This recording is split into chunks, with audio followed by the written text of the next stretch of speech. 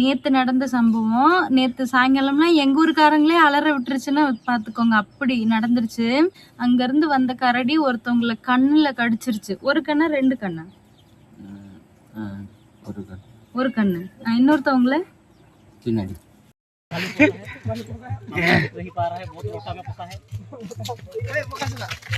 Hi friends, எல்லாருக்கும் வணக்கம். எல்லாரும் எப்படி இருக்கீங்க? எல்லாரும் நல்லபடியாக இருக்கிறதுக்கு நான் கடவுளை வேண்டிக்கிறேன். எல்லாருக்குமே ஜெய் ஜெகநாத் நமஸ்கார். இன்று பிறந்தநாள் திருமண நாள் கொண்டாடும் அனைவருக்கும் நல்வாழ்த்துக்கள். எல்லாரும் இப்போ தான் ஹாப்பியாக இருங்க. ரொம்ப பரபரப்பாக போயிட்டு இருக்குது நியூஸ் எல்லாம். எந்த மாதிரி முடிவு எடுக்க போகுதுன்னு தெரில. நான் சும்மா என்னோட கருத்து பேசுனதுக்கே யாரோ ஒருத்தவங்க கமெண்ட் பண்ணியிருக்காங்க, நீ எல்லாம் ஒன்றும் அரசியல் பேசணும்னு அவசியம் இல்லைன்னு.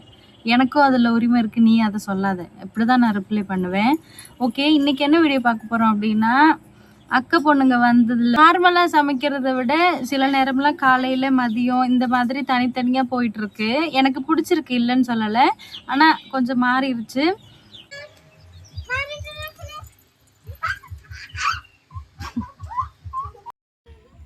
இந்த மாதிரி சிரிச்சுட்டு சந்தோஷமாக தாங்க போச்சு மார்னிங். காலையில் நாங்கள் அடிக்கடி கோதுமை தோசை செஞ்சு சாப்பிட்றத அக்கா பொண்ணுங்க 2 பேருமே வீடியோவில் பார்த்துருப்பாங்க போல். எங்களுக்கும் வேணும்னு சொன்னனால கோதுமை மாவை கரைச்சி வச்சுட்டேன். பாலுமே காய வச்சாச்சு, இதுக்கப்புறம் தான் குடிக்கணும்.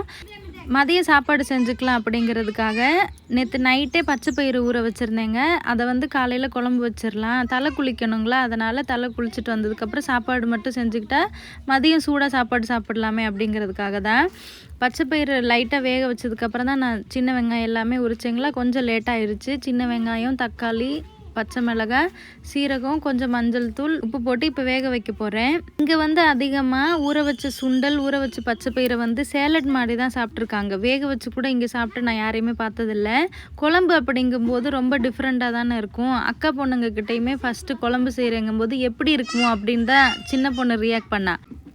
சரி, நான் குழம்பு செஞ்சதுக்கப்புறம் சாப்பிட்டு பாருன்னு சொல்லியிருந்தேன். தக்காளி மஞ்சள் எல்லாம் சேர்த்ததுக்கப்புறமே வேக வச்சதுக்கப்புறம் கொஞ்சமாக எடுத்து கொடுத்தேன். சாப்பிட்டுட்டு நல்லா இருக்குன்னு தான் சொன்னாங்க.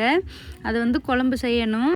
அதுக்கப்புறம் கோதுமை தோசை ஊற்றிக்கிட்டு சட்னி தாளிச்சுக்குவேன். இப்போ பச்சை பயிரை வேக வச்சு எடுத்ததுக்கப்புறம் கடைஞ்சி வச்சுருக்கேங்க. இதுக்கப்புறம் தான் தாளிக்கணும். சட்னியும் தாளிச்சிட்டு அதுக்கப்புறம் தோசை ஊற்றி காலையில் சாப்பிட்டுட்டு இருக்காங்க. பெரிய பொண்ணுக்கு சட்னி சூப்பராக இருந்ததுன்னு சட்னி மட்டும்தான் எடுத்துக்கிட்டா. சின்ன பொண்ணுக்கு சட்னி கொஞ்சம் காரமாக இருந்ததுங்களாம். நேற்று ஈவினிங் செஞ்சுருந்த பசலிக்கீரை கருவாட்டு குழம்பு வச்சு சாப்பிட்டா. முக்கியமாக என்ன சொல்ல போகிறோம் அப்படின்னா, எங்கள் ஊர் பக்கத்து ஊருனா 3 கிலோமீட்டர் இருக்குமா, இல்லை 4 கிலோமீட்டரா? 4 கிலோமீட்டர் தூரத்தில் நேற்று நடந்த சம்பவம். நேற்று சாயங்காலம்லாம் எங்கள் ஊருக்காரங்களே அலற விட்டுருச்சுன்னா பார்த்துக்கோங்க. அப்படி நடந்துருச்சு.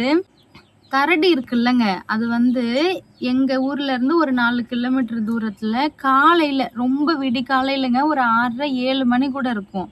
அந்த டைம்ல எப்படின்னு தெரியல, ஆனா எல்லாருமே சொல்றது நாங்க முந்திரி பறிக்கிறதுக்கு முந்திரி தோட்டம் போயிருந்தோம்ல, அங்க கூட மலையெல்லாம் காமிச்சானே, அந்த மலையில இருந்து தான் வராங்கன்னு சொல்றாங்க. ஆனா பொங்கல் சீசன்ல அந்த இடத்துல ஒரு 15 நாளைக்கு மேல கொஞ்சம் டெக்கரேட் பண்ணிருப்பாங்க. நிறைய பேர் பார்ப்பாங்க, போவாங்க, மேல போயெல்லாம் பூஜை பண்ணிட்டு வருவோம்னு சொல்லியிருக்கேன். அப்ப எல்லாம் ஒரு விலங்கு கூட பார்த்ததாவோ இல்ல அந்த டைம்ல யாரையுமே கடிச்சதா எதுவுமே இருக்காதுங்க. ஒரு நியூஸ் அந்த டைம்ல பூஜை பண்றாங்க யாரு? ஓஹோ, அந்த டைம்ல அங்க இருக்கிற கோவில்ல பூஜை பண்றனால அந்த மாதிரி சம்பவம் எதுவும் நடக்கலன்னு சொல்லி நம்புறாங்க. ஆனா அங்க நிறைய விலங்குகள் இருக்கான். நேத்து நடந்த சம்பவத்துக்கு அப்புறம் எவ்வளோ அசால்ட்டா போய் தேஜுவெல்லாம் கூட்டிட்டு நடந்து சுத்திக்கிட்டு இருந்தோமேன்னு யோசிச்சேன். உண்மையாவே அங்க இருந்து வந்த கரடி ஒருத்தவங்கள கண்ணுல கடிச்சிருச்சு. ஒரு கண்ணா 2 கண்ணா? ஒரு கண். ஒரு கண்ணு. இன்னொருத்தவங்கள பின்னாடி. 2 பேருமே இப்ப ஹாஸ்பிட்டல்ல.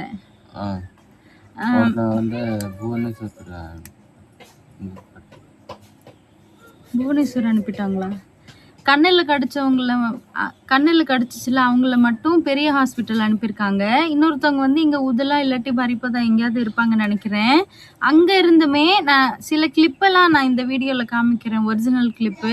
அதுலேயுமே இங்கே வந்த கரடியுமே நீங்கள் பார்க்கலாம். அர்த்தமாக நடந்தது தான் இல்லைங்களா? பக்கத்து ஊரில் போயிட்டு இருக்கும்போது எடுத்த வீடியோ. ஆனால் நம்ம ஊருக்குள்ள நாங்கள் வீட்டை விட்டு வெளியவே வரலங்க.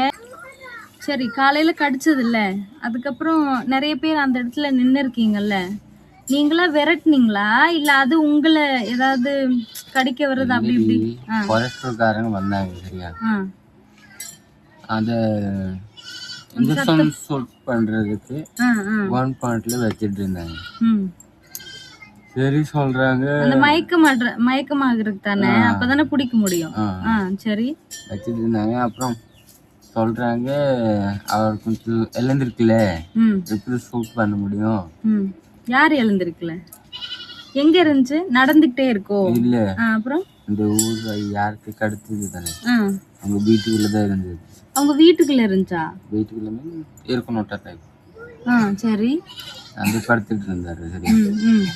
டே டைம்ல அவங்களுக்கு வந்து ஃபீவர் வரும். யாருக்கு? கரடிக்கு ஃபீவர் வருமா? சரி. டே டைம்ல வந்து சன்லைட் குறையாம ஃபீவர் வரும். படுத்துட்டு இருந்தாரு. அப்புறம் சொல்றாங்க சாயங்காலம் ஆகட்டும், அப்போ ஷூட் பண்றேன். இல்ல அது வந்து என்ன, இங்க இருக்கிற கவர்மெண்ட் ஏதாவது அப்படி பண்ண சொல்லுவாங்களா இல்ல டே டைம்ல யாரும் அது தொந்தரவு செய்ய மாட்டாங்களா? சொல்றாங்க அவங்க இரு ஆர்டர் கொடுக்கல ஷூட் பண்றதுக்கு பிடிக்கிறதுக்கு. அப்புறம் அந்த ஊருக்காரங்க சரியா சொல்றாங்க,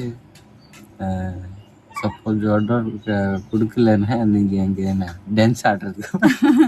ஆமா, அப்ப கேட்பாங்கல்ல. ஏன்னா இங்க பாரு, ஆக்ஷன் எடுக்கிறாங்களோ இல்லையோ, ஒருத்தவங்களை கடிச்சிருச்சு அப்படிங்கும்போது கண்டிப்பா அவங்க பிடிச்சுதானே ஆகணும். ஆர்டர் கொடுக்கலன்னா என்ன அர்த்தம்? அப்ப எவனை வேணாலும் கடிக்கட்டும். ரெண்டு பேரு. ஆமா, ஃபர்ஸ்ட் காலையில நடந்த சம்பவம் வந்து 2 பேரை தாங்க கடிச்சிருக்கு. ஆனா அதுக்கப்புறம் எங்க ஊருக்கிட்ட வரும்போதுமே, இங்க இந்த பொங்கல் டைம்ல கூட டான்ஸ் ஆடுவாங்க தெரியுமா, மேளம்லாம் வச்சுட்டு, எங்களோட கல்ச்சரல் டான்ஸ். அந்த இடத்துல ஒரு கல்யாணம் நடந்தது. அந்த வீட்டுக்கு போனவங்கள, சைக்கிள்ல இருந்தவங்கள ஒருத்தவங்கள காலில் கடிச்சு, எலும்பே இல்லை தானே, எலும்பு இல்லை சுத்தமா இல்ல. அவங்க வந்து கட்டில்ல கடிச்சிட்டு கரடி போனதுக்கு அப்புறம் கடிச்சு அந்த சம்பவம் நடந்து. என்கிட்ட இருக்கிற போட்டோ வந்து ஒரு பெரியவங்களோடது. ஆனா 2 பேரை கடிச்சிருக்குங்க எங்க ஊர்கிட்ட. ஆனா எங்க ஊர் ஆளுங்க யாருமே இல்ல. கல்யாணத்துக்கு வந்தவங்க யாரோ 2 பேரு. ஒருத்தவங்க பெரியவங்க, இன்னொருத்தவங்க வந்து இவரை மாதிரி கொஞ்சம் டீனேஜ் பையன். அவனை வந்து பின்னாடியும் அதுக்கப்புறம் நெஞ்சுக்கிட்ட இங்கே ஒரு இடத்துல கடிச்சிருக்குன்னு சொன்னாங்க. வயிறு, இடுப்பு சைடு சொல்லலாம், கடிச்சிருக்குங்களா. அவங்கள வந்து அதே மாதிரி ஆம்புலன்ஸ் வர சொல்லி தான் கூட்டிட்டு போச்சு. இவங்கள வச்சுட்டு இருக்கும்போது என்னமோ ஃபாரஸ்ட் ஆஃபீஸர் வந்தாங்க, சத்தம் வந்தது. அதெல்லாம் எனக்கு நல்லா தெரியும். ஏன்னா நம்ம வீட்டில் இருந்த 3 பேருமே தூங்கிட்டு இருந்தாங்க. என்னோட மாமனாருமே கதவை சாத்திட்டு நீங்க வெளியே வராதிங்கன்னு சொல்லிட்டு தான் நிறைய பேர் சத்தம் போட்டாங்கங்க. எங்க ஊருக்காரங்களுமே நிறைய பேர் போய் அவங்கள படுக்க வச்சிருந்தாங்க. அப்ப பார்க்க போகும்போதுமே சொன்னாங்க, அந்த இடத்துல என் நாத்தனார் இருந்திருப்பா போல. அவ தான் எனக்கு அந்த போட்டோவே எடுத்து அனுப்புனா. அண்ணி இந்த மாதிரி ஆயிடுச்சு, 3 பேரையும் வெளியே வர விடாதீங்கன்னு சொன்னாங்க. இன்னொன்னு, நம்ம வீட்டுக்கு ஆப்போசிட்ல இருக்குல்ல மூங்கில் மரம், அதுக்கு பக்கத்துல தான் கரடி இருந்திருக்குங்க. அப்ப எல்லாம் நாங்க வீட்டுக்குள்ள இருக்கோம். நல்ல வேலை சீக்கிரமாவே குளிச்சு முடிச்சுட்டு எல்லா வேலையும் முடிச்சுட்டு அவங்க 3 பேர் தூங்குனாங்க. நான் வீட்டுக்குள்ள இருந்தேன்.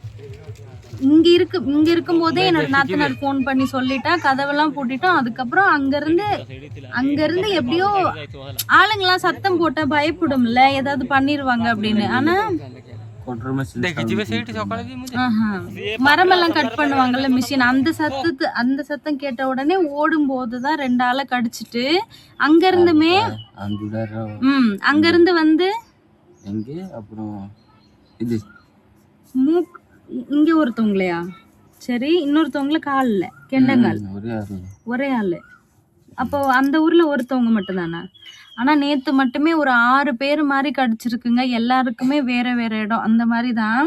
அந்த கட்டர் மிஷின் சவுண்டு கேட்டு ஓடி அவங்கள 2 பேரையும் கடிக்கும் போது ஃபாரஸ்ட் ஆஃபீஸர் வந்துட்டாங்க. அதுல இருந்து ஓடி இருக்குங்க. எங்க தெரியுமா, நாங்க கூட சொல்லுவோம்ல, எங்க ஊர்ல இருந்து வயல் வழியா ஒரு மார்க்கெட் போவோமே, அம்ஜடான்னு சொல்லிட்டு, நான் அந்த சந்தையெல்லாம் ஒரு 2-3 டைமாவது வீடியோ எடுத்திருப்பேன்.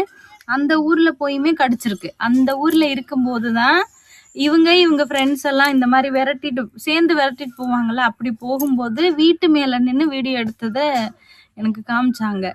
ஒரு மூங்கில் மரம், ஒரு வேலி இருக்கு, அந்த மாதிரி காட்டு சைடு வரும். ஆனா அங்க ஒரு வீடு இருக்குங்க. நிறைய பேர் கத்துவாங்க, வீட்டுக்குள்ள போங்க வருதுன்னு. அது எதையுமே பார்க்க மாட்டேங்குதுங்க. ஒரு தட்டி முள்ளு வேலி இந்த மாதிரி எதுவுமே பார்க்கறது இல்ல. எங்க அது தோணுதோ அங்க ஓடி எல்லாத்தையும் உடைக்குது.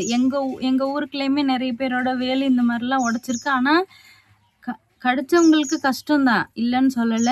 இருந்தாலும் குழந்தைங்களுக்கு எந்த பிரச்சனையுமே இல்லை. எப்படியோ இப்ப பிடிச்சிட்டாங்களா இல்லையா? ஆமா, அந்த எங்க ஊர்ல இருந்து பக்கத்து ஊருக்கு அந்த அம்ஜடாங்கிற ஊருக்கு போனதுக்கு அப்புறமே மரத்துல படுத்திருக்குன்னு இவர் சொன்னாரு. அதுக்கப்புறம் நிறைய பேர் வந்துட்டாங்க போல. நைட்டுமே வர்றதுக்கு சான்ஸ் இருக்குன்ன உடனே என்னோட நாத்தனாரு, என்னோட கொழுந்தனாரு எல்லாருமே நாங்க ஒரே ரூம்குள்ள தூங்குறோம். என் அக்கா பொண்ணுங்க எல்லாரும் அட ஜன்னல் கதவு கூட திறக்க விடலைங்க. பிடிக்கவே முடியல. அப்ப லாஸ்ட் வரைய எங்க இருக்கணும் தெரியலையா?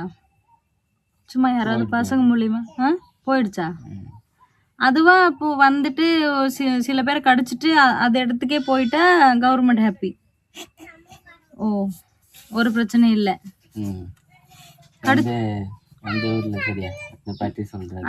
இறந்து போடல சொல்றாங்க. சப்போஸ் நீங்க அது முடியலன்னு நம்மள்கிட்ட விடு, நம்ம பாத்துக்கிறோம். அப்படி பாட்டிங்க பேசுறாங்க. சொல்ற மாதிரிதான் கைக்கு சுப்பா கொடுத்து. இந்த பக்கத்தூர்ல வந்து 6 பேருக்கு மேல கடிக்கும் போது ஒரு 6 மணி 7 மணி இருக்குங்க உண்மையாவே. அதுக்கப்புறம் நைட் ஆனனாலயோ என்னவோ அது எங்கிட்ட வெளியே வரலையா இல்லைங்க. ஆனா அதோட இடத்துக்கு அதுவா போயிருச்சுங்களாம். அதனால ஃபாரஸ்ட் ஆஃபீஸரும் கிளம்பிட்டாங்க. வந்தது நடந்த சம்பவத்துக்கும் அவங்களுக்கும் சம்பந்தமே இல்லாத மாதிரி ப்ராப்ளம் முடிஞ்சிருக்கு, அவ்வளோதாங்க. அது தூங்கிட்டு இருக்கு, அதுக்கு ஃபீவர் வரும் வராது. சரி, ஃபீவர் இருக்குல்ல, அப்புறம் எதுக்கு இவ்வளோ ஓட்டம் ஓடுது, எதுக்கு எல்லாரையும் கடிக்குது? படுத்திருக்கான், அதனால பண்ணக்கூடாதான். இது ஒரு ரீசனா? என்ன சொல்றதுன்னே புரியல. ஆனா காயமானவங்களுக்கு அவங்களுக்கு தானே தெரியும் கஷ்டமெல்லாம். இப்படி வந்து நேத்து நாளே ரொம்ப பயத்துல போச்சுங்க. நானாவது இது வந்து ஃபர்ஸ்ட் டைம் ஃபேஸ் பண்றேன். ஆனா இதுக்கு முன்னாடியெல்லாம் இப்படி ஃபேஸ் பண்ணிருக்கீங்களா அடி சின்ன வயசுல?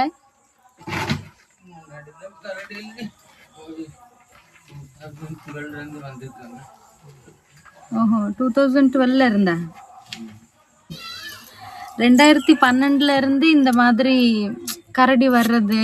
அப்புறம் இங்க எங்க ஊர் பக்கத்துல எல்லாம் கரடி தாங்க அதிகமா வரும். ஆனா அக்கா ஊர் பக்கத்துல எல்லாம் யானை, அதுவும் நாத்து நட்டுட்டு நெல் வரும் இல்லைங்க, அந்த டைம்ல இப்ப கூட ஒருத்தவங்கள காலில் அப்படியே மிதிச்சு அப்படி வீங்கி போயிருக்கு. ஒரு குச்சி வச்சுக்கிட்டு தான் நடக்கிறாங்க. அந்த மாதிரி நிறைய சம்பவம் அக்கா வீட்டு சைட்லாம் இருக்கு. நிறைய பேர் மிதிச்சு கொன்று இருக்கு, நிறைய இருக்குங்க. ஆனால் எங்கள் ஊர் சைடு வந்து கரடி தான். அந்த 2012 இருந்து அந்த வருஷத்துக்கு அப்புறம்லாம் இப்படி காலையில் இல்லைங்க, அந்த ஒரு 4 மணி 5 மணிக்கு நிறைய பேர் எந்திரிச்சு காட்டு சைட்லாம் வெளியே போவாங்கல்ல, அப்போ வந்து கடிச்சு ஆளே கொன்னுருங்களாம். அந்த மாதிரி டைம்ல எல்லாம் முன்னாடி பிரச்சனை இல்லைங்களா? இப்ப எல்லாம் அதிகமாவே இவருமே நிறைய டைம் பார்த்துருக்குறேன்னு சொல்லியிருக்காரு. அந்த ஒரு 8-9 மணிக்கு எங்க இருந்தாவது வந்தாங்க அப்படின்னா அந்த இடத்துல பார்த்தோம், ரொம்ப ஸ்பீடா வண்டி ஓட்டிட்டு நாங்க வந்துட்டோம் அப்படின்லாம் சொல்லியிருக்காங்க. நானுமே நேற்று யோசிச்சேன், காலையில 7 மணிக்கு கரடி கடிச்சிருக்கு இங்க இருந்து 4 கிலோமீட்டர் தூரத்துல. அப்போ சாயங்காலம் வரையவே அதை வந்து ஒரு இன்ஜெக்ஷன் போட்டு பிடிச்சி கொண்டுட்டு போய் அதோட இடத்துல விடுறதுமே அந்த ஃபாரஸ்ட் ஆஃபீஸரோட வேலை தானே. ஆனால் அதை செய்யாமல் இவ்வளோ நேரமாக அது வந்து தூங்குதுங்கிறதும் அதுக்கு ஃபீவர் இருக்குங்கிறதும். சரி, ஃபீவர் இருந்தாலுமே அது ஒரு இடத்துல படுத்திருக்கு அப்படிங்கும்போது இன்னும் கொஞ்சம் ஈஸியாக தானே இருக்கும். இல்லை ஃபாரஸ்டருக்கு தான் தெரியுமா அதோட ரூல்ஸ் ரெகுலேஷன் எப்படி, அது எதுவும் எனக்கு தெரியல. ஆனால் பிடிச்சிருந்தா சாயங்காலமும் நைட்டும் நடந்த சம்பவம்லாம் அவங்க தவிர்த்துருக்கலாம். உண்மையாகவே எவ்வளோ கஷ்டப்படுவாங்க சொல்லுங்க. கால் அவங்களால இனிமேல் நடக்கவே முடியாதுல்ல, அது எத்தனை மாசமாக கூட இருக்கலாம். வேற கையோ இல்லை எந்த பிரச்சனை அப்படிங்கிறது வேற. என்ன இருந்தாலுமே ஒரு மனுஷங்களுக்கு வந்து கண்ணு கை கால் எல்லாமே ரொம்ப முக்கியம். இருந்தாலும் கால் விஷயம் அவங்க வீட்டுக்காரங்களும் கஷ்டப்படணும், அவங்களும் கஷ்டப்படணும் இல்லைங்களா? இதெல்லாம் ஒரு சின்ன சின்ன அசால்ட்டில் எவ்வளோ பெரிய பிரச்சனை ஆயிடுது, யாருமே நினைக்க மாட்டேங்கிறாங்க. அது வந்து எங்கள் ஊர்ல இருந்து அந்த அம்ஜடாங்கிற ஊர்ல போயிட்டு இருக்கும்போது எடுத்த வீடியோ ஆட் பண்ணியிருக்கேன் பாருங்க. இந்த வயல் வந்து நாங்கள் அம்ஜடா மார்க்கெட் போவோம் இல்லைங்க, அந்த வயல் தான். அதில் வந்து எங்கள் ஊர்க்காரங்க அப்புறம் 2-3 ஊர்க்காரங்க விரட்டிட்டு போகிறாங்க.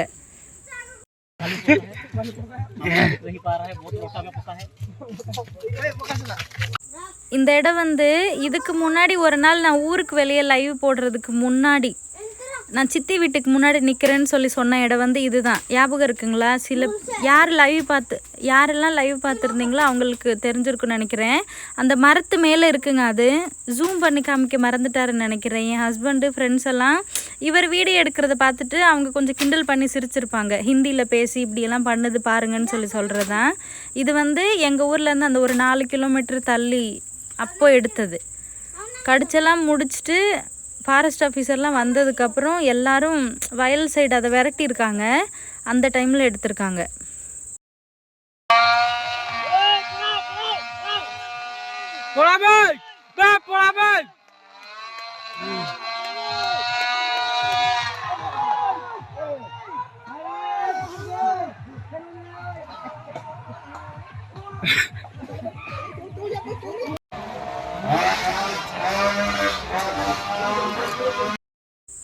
இது வந்து லாஸ்ட்டாக அம்ஜுடா அப்படிங்கிற ஊரில் ஒருத்தவங்கள கடிச்சதுக்கப்புறம் இங்கே தான் பக்கத்தில் எங்கேயோ ஒரு மரத்தில் போய் உட்காந்துருந்ததுங்களாம்.